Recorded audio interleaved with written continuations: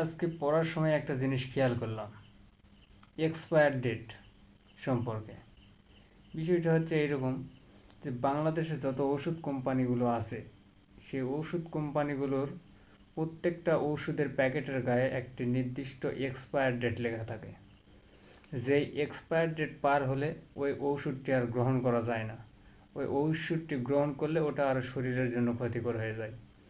আবার খাদ্যপণ্যের ক্ষেত্রেও সেটাই একই রকম, গায়ে একটা এক্সপায়ার ডেট থাকে, সেই ডেট পার হলে ওই খাদ্য আর গ্রহণ করা যাবে না।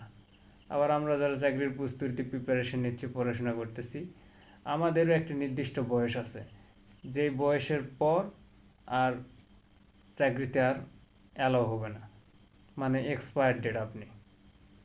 কিন্তু বাংলাদেশে একটি জায়গায় কোনো এক্সপায়ার ডেট নেই, সেটা হলো রাজনীতি।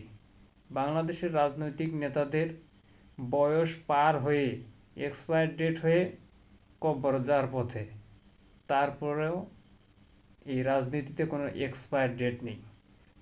রাজনীতিতে বয়স যত হবে আপনার তত ক্যারিয়ারে উন্নতি হবে, আর সামনের দিকে এগিয়ে যাবেন।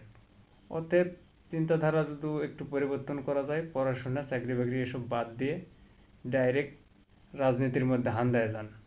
এখানে কোনো এক্সপায়ার ডেটের সুযোগ নেই। ঠিক বললাম না ভুল বললাম?